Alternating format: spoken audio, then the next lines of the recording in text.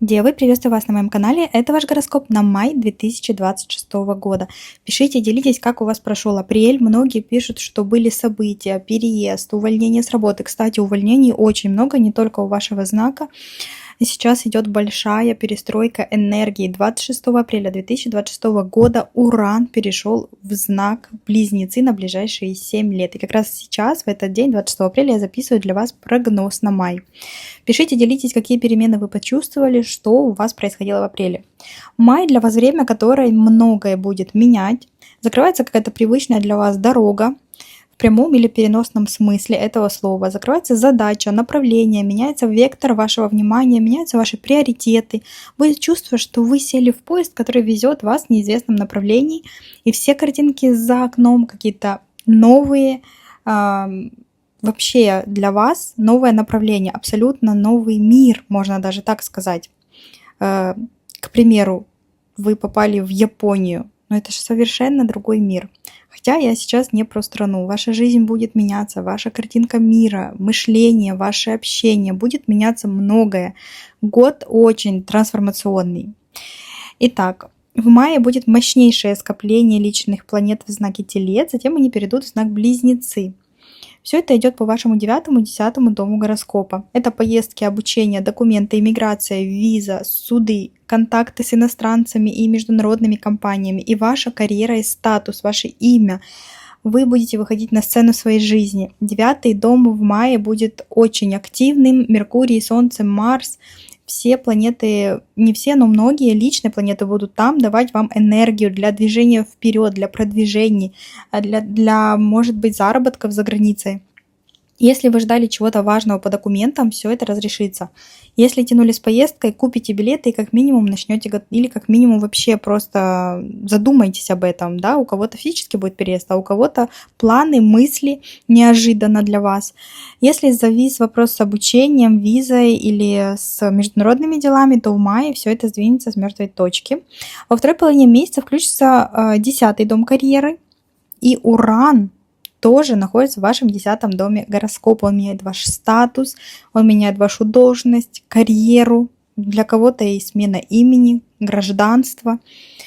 В общем, первая половина месяца будет активна в плане поездок, юридических дел, а вторая в плане карьеры и вашего статуса.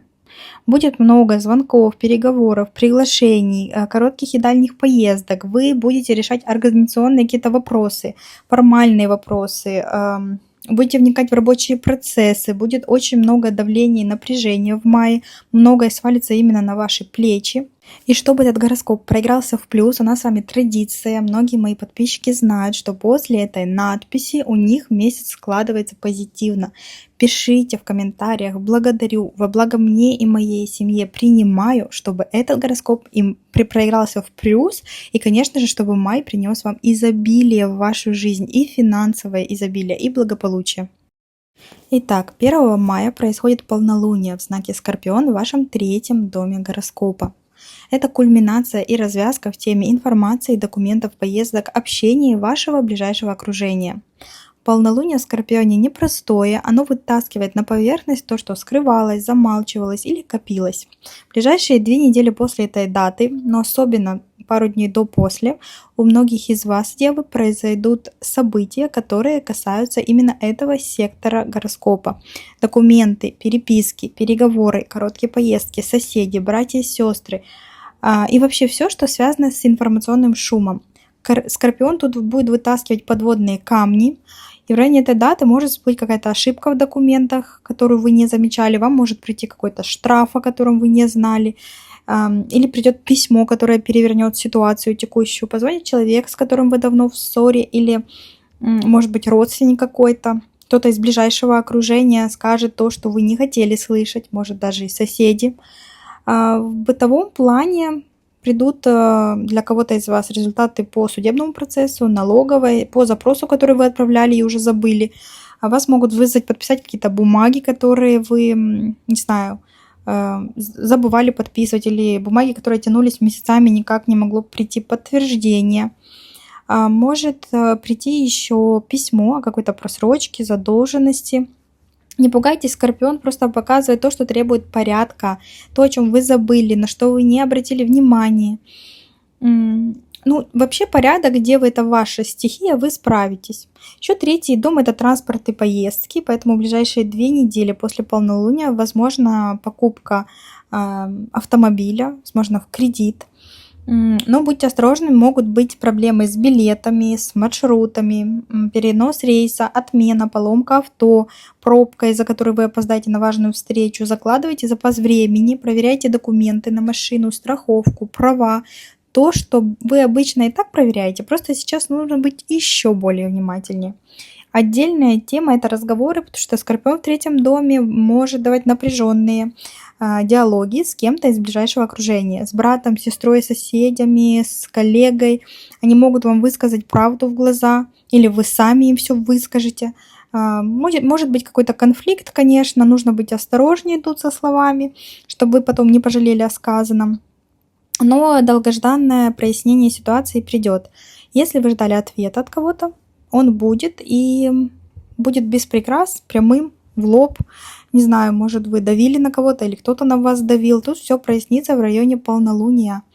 Еще полнолуние высветит тему сплетен и скрытной информации. Вам может стать известно, что за вашей спиной говорили или сговаривались о чем-то, договаривались, обсуждали, скрывали от вас какую-то информацию. Не впадайте в ярость. Скорпион дает это не для драмы, а для того, чтобы вы знали, с кем вы имеете дело, кого нужно отсеять. Вообще полнолуние в Скорпионе будет очень эмоциональное, и оно будет давить через подозрительность, ревность, желание все контролировать. Но 3-й дом – это дом фактов, поэтому не додумывайте лишнего, перепроверяйте информацию, запрашивайте документы, перечитывайте письма дважды и, не знаю, там, сделайте скриншоты какой-то переписки, если, к примеру, вы с коллегой о чем-то договариваетесь, но знаете, что она может подставить перед начальником, делайте скриншоты, я не знаю, там, как-то фиксируйте эти договоренности. Скорпион любит тайны, а вы, девы, любите ясность, поэтому лучше перепроверяйте. Кстати, у меня для вас прекрасная новость. Многие просили меня в гороскопах на год создать гайд по карте желаний, что вы хотели его приобрести, что вы хотели инструкцию к тому, как правильно делать карту желаний, чтобы действительно исполнялись ваши мечты. Так вот, я это сделала. Я собрала в 17 страниц информацию, как я уже последние 5 лет создаю свою карту желаний, которая исполняется каждый год. Мои родственники, мои подруги, моя сестра, все делают именно по моей рекомендации. Поэтому, если вы хотели приобрести, я оставлю ссылку в закрепленном комментарии, ссылку на покупку. Но скажу вам один маленький секретик. Те, кто на меня подписаны в телеграм-канале, у них есть другая ссылка со скидкой и промокодом. Стоимость выходит 4,99. То есть по чашечке кофе вы получаете инструкцию, как воплотить свои мечты в реальность. Подписывайтесь на телеграм-канал, я в закрепленном комментарии ссылки оставлю. Если вы хотите приобрести гайд, можете переходить в описание моего канала. Там по полной стоимости он. А если вы хотите по скидке, тогда подписывайтесь на телеграм-канал. 3 мая Меркурий переходит в знак Телец, в ваш 9-й дом гороскопа. И, кстати, не забывайте смотреть сначала по асценденту, потом уже по солнечному знаку, так как многие смотрят по солнечному знаку и пишут, что не проигрываются у них события. После эмоционального полнолуния, которое вскрыло какие-то информационные хвосты, включается сейчас голова, Меркурий переходит в знак Телец на несколько недель, будет обосновываться в 9-м доме гороскопа. Дальние поездки, обучение, визы, суды, диплом, документы на международного какого-то уровня, все, что расширяет вашу картину мира, начинает активироваться. В районе этой даты у многих из вас, девы, начнутся разговоры, переговоры по темам, которые до этого буксовали. Тем более, что Меркурий ваша планета-управитель, его переход вы чувствуете как никто другой. Если вы ждали ответа из-за границы, из учебного заведения, от юриста или посольства, то информация придет в ближайшие недели. Причем Меркурий в Тельце, он не спешит, он делает все медленно, но верно. Ответ, который вы получите, будет основательным, и переиграть его потом будет трудно. Поэтому слушайте внимательно, что вам говорят, читайте мелкий шрифт, не стесняйтесь переспрашивать. Если вы куда-то подаете документы, поступаете, тоже подумайте, если у вас выбор между двумя, к примеру, университетами или международными какими-то обучающими курсами, тут взвешивайте. Может, вам кто-то позвонит, там скажет, к примеру, ваша виза готова, забирайте, или вас пригласят на собеседование по визе, пришлют письмо о зачислении, о дате экзамена, о сроках аттестации. Для кого-то из дев проиграется как вызов в суд или к нотариусу, оформлять документы, которые вы откладывали. Если вы работаете за границей или с иностранными партнерами, будут деловые предложения, которые придется обсуждать дольше, чем вы ожидали, но они того будут стоить.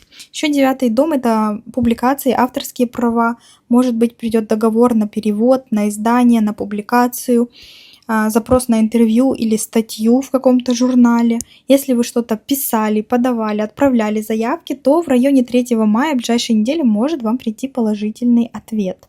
Еще Меркурий в Тельце располагает к тому, чтобы покупать билеты, бронировать отели, продумывать логистику.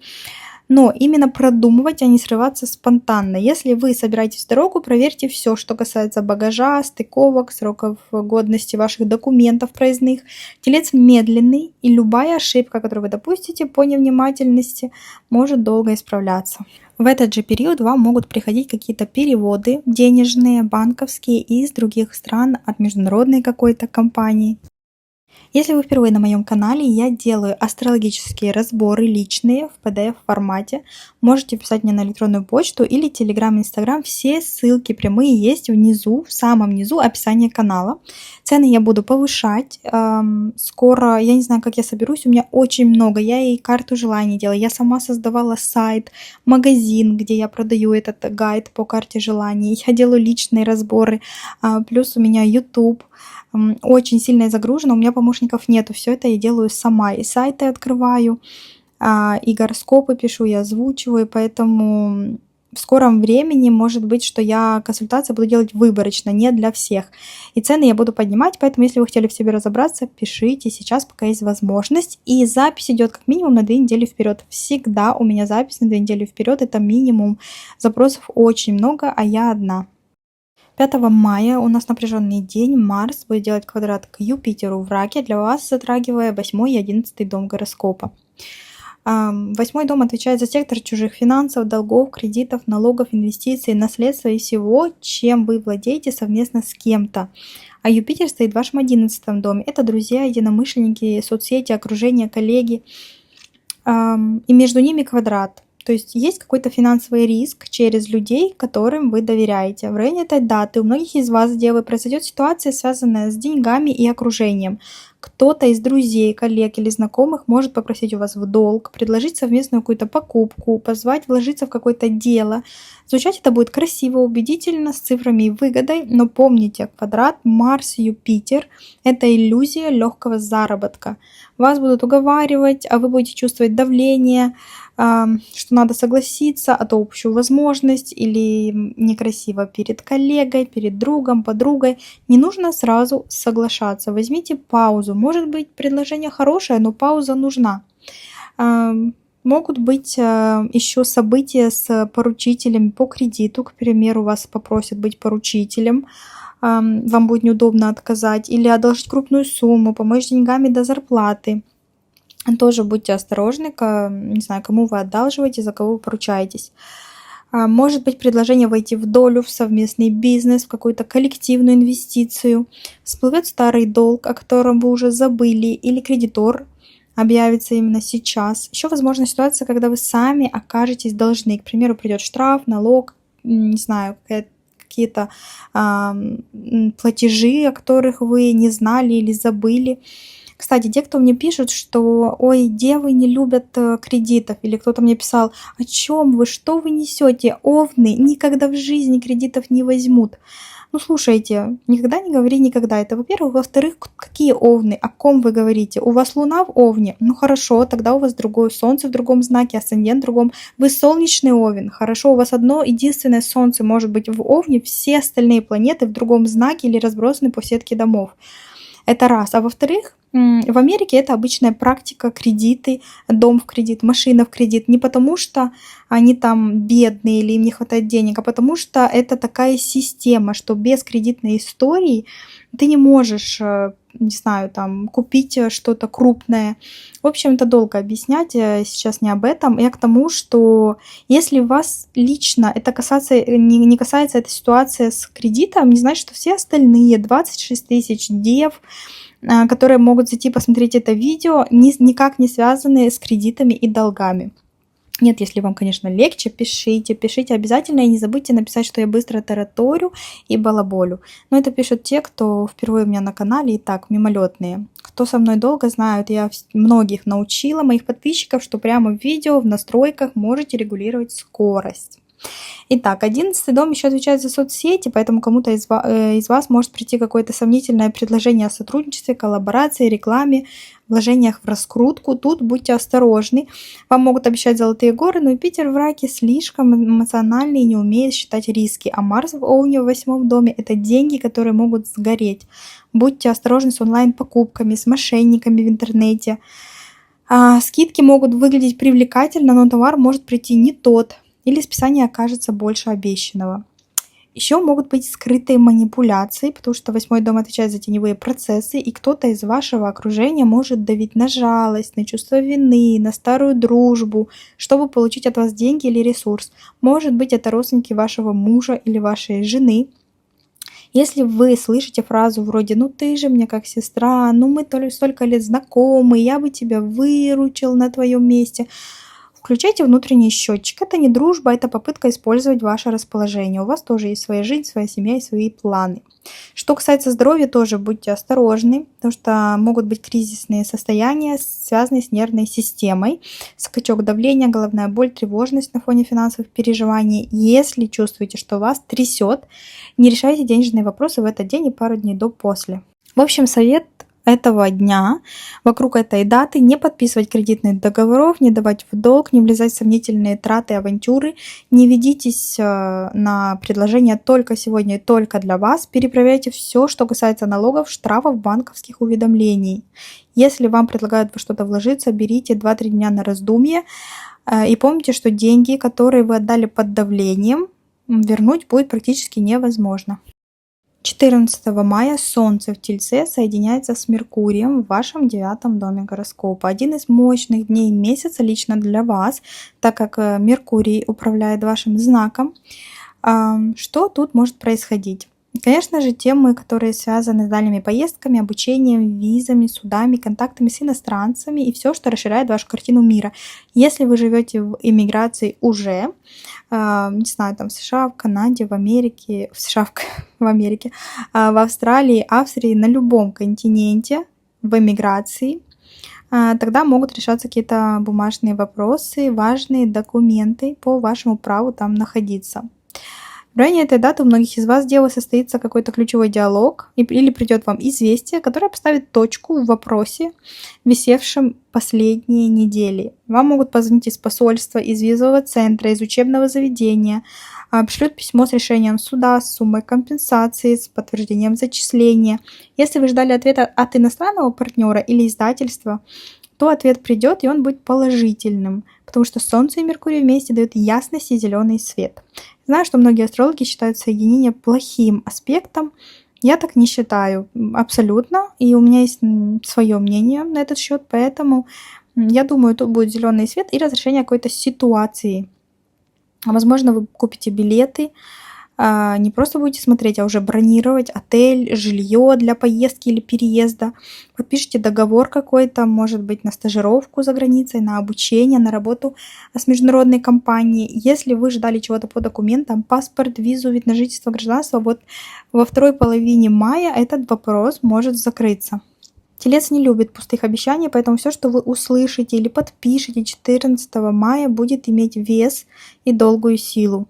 Выходите на переговоры, отправляйте запросы, напоминайте о себе в эти даты. Меркурий любит коммуникацию, а Солнце подсвечивает вас как человека, с которым надо считаться.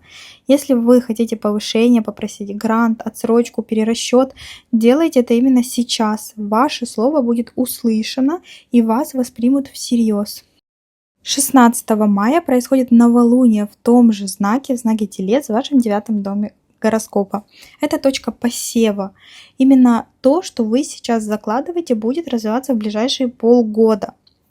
16 мая в вашем 9 доме гороскопа происходит новолуние. Оно очень сильное, потому что Телец дает форму, деньги, долгосрочную перспективу, а 9 дом задает масштаб, поездки, обучение, публикации, суды, контакты за границей. Все, что вы посеете в районе этой даты, будет расти медленно, но основательно и с материальной выгодой для вас в будущем. Тут не надо спешить по Тельцу, по этому новолунию и ждать быстрых результатов, но будет что-то важное, начало какого-то процесса, который через полгода принесет вам или диплом, или деньги из-за границы, или выгодное какое-то дело, переезд может вам дать. Отнеситесь к этой дате как к моменту, когда вы кладете первый кирпичик в свой фундамент. Возможно, вы подаете документы на визу, на гражданство, на ВНЖ, не получаете, а именно что-то новое. А может, вы открываете собственное дело или компанию в другой стране, международную компанию, записываетесь на обучение иностранного языка, оплачиваете курс, заключаете договор с вузом, с наставником каким-то, духовным, может даже, покупайте билеты, не в попыхах, а обдуманно, выбрав лучший тариф, лучший вариант, лучшее направление. Начинаете оформлять авторские права, патент какой-то. Если вы давно хотели написать книгу, блог запустить о путешествиях, создать продукт для иностранной аудитории, начинайте именно сейчас. Может, вы мечтали YouTube, на американский YouTube выйти, создать какой-то контент. Вот по новолунию это идеально. Телец любит, когда намерение превращается в конкретный план с датами и бюджетом. Еще новолуние в Тельце может дать вам заграничные переводы, гонорар, одобрение гранта, стипендию, страховые выплаты. Если вы ждали старта какого-то финансового потока, именно сейчас могут прийти первые суммы. Небольшие, возможно, но знаковые. Вы сами сделаете денежный шаг первый, откроете валютный счет, оформите инвестицию, переведете деньги за обучение или за услуги юриста. Главная рекомендация – формулируйте намерение четко, в цифрах. Не хочу куда-нибудь поехать, а хочу поехать именно конкретно вот туда-то, тогда-то и на такую-то сумму рассчитываю. То есть все намерения должны быть четкими. Телец исполняет конкретику. Чем точнее вы пропишете, что именно вам нужно, тем лучше это сработает. А для карты желаний это вообще супер по новолунию. Я, кстати, в своем гайде прописала и не то, что лучшие лунные сутки, я даже дни прописала, когда что можно загадывать и вклеивать. Если хотите, пишите мне в Телеграм или подписывайтесь. Самое главное, что не ждите быстрого старта, что прям все случится завтра. Телец такой медленный знак, но если вы начнете нервничать, подгонять события, вы только собьете процесс. 17-18 мая в эти дни Меркурий переходит в знак Близнецы и соединяется с Ураном в вашем 10 доме гороскопа. Плюс еще и Марс переходит в знак Телец, ваш 9 дом гороскопа, там, где уже находится Меркурий, там, где произошло новолуние. Итак, что будет происходить? Сначала Меркурий и Уран. Меркурий переходит в Близнецы, в свой родной знак, свой знак силы, и попадает в объятия Урана. Происходит это в вашем 10 доме гороскопа. Сектор карьеры, статуса, репутации, начальства и госструктур. В районе этих дат вы получите новость, которую вообще не ожидали, и новость эта будет касаться именно вашего имени, вашей должности, личности, вашего публичного положения. Вам могут позвонить и предложить то, о чем вы даже не мечтали. Или то, что вы раньше считали, что вы решили, закрыли, резко может поменяться и придется перестраиваться на ходу. Кому-то из вас, девы, внезапно предложат должность, выход на новую аудиторию, место в какой-то компании, может быть интервью, эфир, место в президиуме. Кого-то из вас вызовет начальник и объявит о реорганизации, о слиянии отделов, о переводе. Может быть информация о том, что ваш проект заметили наверху и дают вам зеленый свет. Уран — это скорость, поэтому все это будет происходить молниеносно. Вы можете утром не знать чего-то, а вечером уже подписывать приказ или получать доступ к какой-то платформе. Еще может быть неожиданная популярность, неожиданное видео какое-то взлетит, вас узнают, вы высветитесь, вообще супер для творческих людей и блогеров. И теперь Марс. Тут же Марс переходит в знак Телец. Ваш 9 дом гороскопа. Марс — это действие, это воля, это физическое движение. Что тут может быть? Если Меркурий и Уран взрывают 10-й дом информацией и статусом новым, неожиданным каким-то, может, вам вообще позвонит, скажет, ты стал отцом, или вы узнаете, что вы станете мамой, бабушкой, тетей, дядей, статус просто неожиданно упадет вам на голову какой-то. То Марс дает этому всему физический ход. Вы не просто получаете новость, вы начинаете действовать, вы собираете чемоданы, вы едете в посольство, вы подаете какие-то документы, вы встречаетесь с юристом, вы подписываете контракт с иностранным партнером, вы делаете физические какие-то действия. Можете срываться в командировку, которую объявили вам только что, срочную, или садитесь за оформление визы в ускоренном режиме, потому что вам сказали, что у вас командировка, а у вас нету какой-то визы, или паспорт у вас просрочился. Начинайте готовить документы для суда, госорганов. Марс в Тельце медленный, но очень настойчивый. Если вы начнете процесс, вы его доведете до конца, поверьте, у вас хватит энергии, пусть и не за один день. В эти дни вам придется одновременно решать карьерные вопросы и оформлять какую-то поездку, защищать диплом, получать может быть, в это же время получаете предложение о работе или подработке, выступайте на конференции, тут же подписывайте договор с заграничным партнером. Нагрузка будет двойная, но это та самая нагрузка, которая выводит вас на новый уровень. Если вы все вывезете, вы выйдете вообще в другом статусе с этого мая. Новая жизнь, новая судьба у вас может начаться в мае, в прямом смысле этого слова, новый путь ваш. Проверяйте мессенджеры, телефон, почту, информация, которая вам придет в районе 17-18 мая, пару дней до, после. Может быть вообще там одно сообщение, один звонок, но развернет ваш курс на месяцы вперед. Записывайте все, что приходит в голову, какие-то идеи. Среди потока идей будет та самая, ради которой все и затевалось. И еще будьте осторожны, не делайте громких заявлений в адрес начальства или коллег, даже если вас провоцируют. Берите паузу, информация еще будет уточняться, и то, что сегодня выглядит как увольнение или какой-то слух, что вас могут уволить, завтра может оказаться повышением. Не верьте никому на слова. У меня к вам просьба, даже если у вас нет времени посмотреть видео именно в ту секунду, когда я его выпустила, но вы увидели уведомление, нажимайте на него, пожалуйста, откройте, поставьте лайк, потому что это поддержка для меня. Я знаю намного больше каналов, которые созданы искусственным интеллектом, которые озвучивают искусственный интеллект, которые не попадают даже в дома, в знаки, не дают правильную информацию, но они набирают больше просмотров и больше подписчиков, чем мой канал, хотя сколько я трудов в него вкладываю. Пожалуйста, прошу от вас подписки, лайка и комментария, если вам, конечно, не трудно. 19 мая Венера переходит в знак Рак, ваш 11-й дом гороскопа, и Меркурий будет делать благоприятный аспект к Плутону в Водолее. Что может быть? Тут будет затронута сфера вашей работы, рутины, здоровья, подчиненных и ежедневных ваших обязанностей.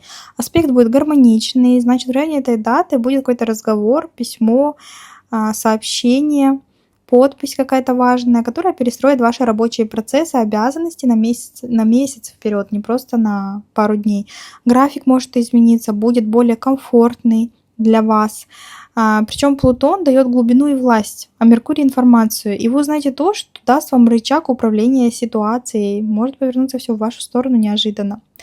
Возможно, вам позвонят из отдела кадров, скажут, что вашу должность пересмотрели, условия меняются в вашу пользу, повышают вам зарплату, меняют график, предлагают возглавить отдел, проект, команду. Возможно, подписывайте трудовой договор, доп. Соглашение, которое фиксирует новые обязанности и зарплату. Если вы искали работу, именно 19 мая и после этой даты может прийти вам предложение. Если вы работаете в найме, будет разговор с начальством, где вы продавите свое решение. Плутон в 6-м доме еще отвечает за подчиненных, и кому-то из вас придется навести порядок в коллективе, прописать регламент, убрать лишнее звено, уволить кого-то, взять кого-то нового на работу. Слова, сказанные вами в этот день, будут иметь силу закона для ваших коллег. Теперь Венера, она покидает 9-й дом гороскопа и переходит, не 9-й, а 10-й дом гороскопа, Девы для вас 10-й, переходит в знак Рак в ваш 11-й дом гороскопа. А это друзья, единомышленники, соцсети, клиенты, сообщества. Венера в Раке теплая, заботливая, она приносит комфорт через общение. С этого дня на несколько недель вперед ваш круг расширяется, причем не просто так. Через этих людей могут прийти деньги, поддержка, идеи. У вас появится новая подруга, новый друг, новая коллега. Что еще? Вас могут пригласить в какой-то чат, закрытый клуб, профессиональное сообщество. Кто-то из ваших старых знакомых может объявиться, сделать вам предложение. Может, вы вступите в мой телеграм-канал, который называется Венера. Это и есть закрытое сообщество, это и есть какие-то единомышленники, группа людей. А клиенты у вас будут через рекомендации, интернет, через людей, с которыми вы когда-то хорошо общались. Еще 11 дом отвечает за соцсети и блоги, и Венера может дать вам рост подписчиков, теплые комментарии, поддержку, приятные знакомства. Если вы что-то продаете или продвигаете, сейчас самое время запускать рассылку, коллаборации и выходить в прямые эфиры. На работе будьте спокойными, говорите по делу, но твердо. Не бойтесь озвучивать то, что вас не устраивает, и предлагать какие-то свои решения. Плутон вас услышит. В социальной жизни будьте более открытыми, потому что Венера в Раке располагает к душевным разговорам, к общению, где можно снять маски. Может быть, подруга вас пригласит в ресторан, оплатит вам поход к косметологу, маникюр, прическу. Вы съездите куда-то вместе с подругой. Очень такое классное время. Через доверие вам придут выгодные контакты. 21-22 мая Солнце переходит в знак Близнецы и соединяется с Ураном в вашем 10-м доме гороскопа. Раньше соединился там пару дней назад Меркурий, тут уже соединяется Солнце с Ураном. Венера в Раке будет делать благоприятный аспект к вашим узлам. Девы, 21-22 мая ваш карьерный пик. Солнце переходит в Близнецы на целый месяц, включая ваш 10-й дом гороскопа на полную мощность. Статус, должность, начальство, госструктуры, репутация, ваше имя в профессии. Близнецы — это информация, контакты, мобильность. Весь ближайший месяц вас будут видеть, обсуждать, звать куда-то, предлагать вам что-то. Вы будете на слуху и на виду. Самое главное, что Солнце сразу соединится с Ураном. Уран — это молния. В районе этих дат произойдет событие, которое резко изменит ваше положение. В принципе, во второй половине мая резких, неожиданных новостей и событий будет больше обычного. Не постепенно, не плавно, а одним рывком. Вас могут неожиданно повысить, переставить на другую должность, позвать в проект, о котором вы вообще не просили, предложить какой-то контакт. Может быть важный, не знаю, чтобы вы там позвонили, устроились на работу, вы звоните, вас берут еще на хорошую должность, еще и с хорошей зарплатой. Может, подписываете контракт, который полностью перекрывает ваши расходы, увеличивает доходы. Может быть еще и публичное выступление, которое выстрелит, сделает вас заметной фигурой. Может прийти звонок от начальства с новостью, которую вы не ждали, приказ о переводе, назначении, письмо от госорганов, может быть с неожиданным решением в вашу пользу, к примеру, вы выиграли грин-карту. Может быть, руководство ваше меняется полностью или структура компании, и вы окажетесь в новом кресле. Будет какой-то классный проект еще и на удаленке.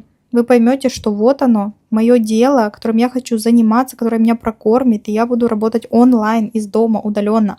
Уран любит слово «внезапно». Не то, что любит, Уран равно внезапность. Поэтому будьте готовы к тому, что планы, которые вы строили на май, к концу месяца могут выглядеть вообще по-другому. Очень интересно, делитесь обязательно, девы, что у вас там, что вам прилетит на голову. Самое главное, чтобы это было приятное, какая-то должность, повышение дохода, возможность. Только этого вам и желаю. Популярность, хорошая слава, добрая. Венера в Раке будет делать еще и благоприятный аспект к северному узлу в вашем 7-м доме партнерства, брака, открытых врагов. Хороший аспект через какую-то женщину, подругу, родственницу, единомышленницу к вам может прийти судьбоносное предложение, или вы сами встретите человека, который станет вашим деловым или личным партнером. Трин Венера узел — это союзы, которые выстраиваются легко и ведут вас туда, куда нужно по судьбе. А может, вы в этот день, у вас родится ребенок, у вас родится дочка. Это тоже кармическая ситуация, это тоже судьбоносное событие. Или родственница какая-то, ваш род пополнится, там, я не знаю, племянница. Вообще хорошие события. Может, у вас крестины будут в этот период, вас позовут крестные. Очень какое-то благоприятное событие. Может быть, знакомство на мероприятии, в чате, через рекомендации. Вас могут позвать в коллаборацию какую-то, в совместный проект. Очень классный день, классные возможности, используйте их, держите все каналы связи открытыми, проверяйте почту, телефон, общайтесь больше. Будьте готовы сказать «да» быстрее, чем обычно. Уран не любит ждать. И присматривайтесь к женщинам вокруг вас, через них могут прийти очень сильные возможности. 31 мая происходит полнолуние в знаке Стрелец в вашем 4-м доме гороскопа. Это второе полнолуние месяца, и оно особенное. Оно происходит на оси Близнецы Стрелец. Для вас это ось 4-й, 10-й дом гороскопа. Дом и семья против карьеры и статуса. Перетягивание каната. И как любое полнолуние, это не старт, это итог. Вы получите результат в теме, которая зрела последние полгода. И все станет на свои места. Что-то завершится, где-то вы поставите точку, где-то будет ясность. 4-й дом отвечает за место жительства, квартира, дом, дача, ипотека, ремонт, переезд, документы на недвижимость, семья, родители, род, корни, ваша внутренняя опора и чувство безопасности. А Стрелец в 4-м доме приносит итог, который связан с расширением, с расстоянием или с правдой, которую дальше нельзя замалчивать. В прямом смысле это может быть физический переезд за границу на новое место жительства, либо покупка недвижимости за границей, покупка, продажа, если вы работаете в недвижимости. Если вы ждали решения по жилью, продажу, обмен, оформление, вы его получите. Для кого-то это будет первоначальный взнос за свое жилье, для кого-то ключи от новой квартиры или дома, финальный платеж по ипотеке или одобрение кредита, известие, что сделка закрыта, документы готовы, можно выезжать. Если вы делали ремонт, он может закончиться, или вы поймете, что пора его заканчивать, подписывать акт приема или менять строительную бригаду, тут тоже прояснится многое. 4-й дом – это еще родители и родственники, в районе полнолуния может состояться важный семейный разговор, который касается вашей мамы, отца, родственника, или вы сами поедете к родным. Стрелец любит движение, поэтому поездка в родной город или домой очень вероятный сценарий. Если в вашей семье были конфликты или недосказанность, полнолуние вытащит правду. И это может быть напряженно, но зато честно. Но вы лучше в районе полнолуния не лезьте в семейные скандалы с ультиматумами, не подписывайте документы на эмоциях, будьте осторожны в своих словах и особенно аккуратно с огнем, с какими-то экстремальными видами спорта. Вообще, если есть какой-то риск, лучше его сократить. Если что-то сорвется, не нужно подгонять. Значит, так нужно было. Придет все-таки вам какая-то кульминация по дому, семье, недвижимости после 31 мая в ближайшие 2 недели. То, что не могло решиться, связанное с домом и карьерой, все это будет решаться. Вы получите ключи, вы подпишете бумаги, может быть, вы женитесь, выходите замуж, съезжаете, начинаете жить вместе, у вас новый статус пары. Вы будете закрывать сделку по недвижимости, проводить важный семейный разговор, расставлять приоритеты, но самое главное, не рискуйте. А я благодарю вас за просмотр, прошу вашей поддержки, ставьте лайки, пишите комментарии, мне очень приятно, подписывайтесь на канал и желаю вам удачного и счастливого месяца, дорогие девы!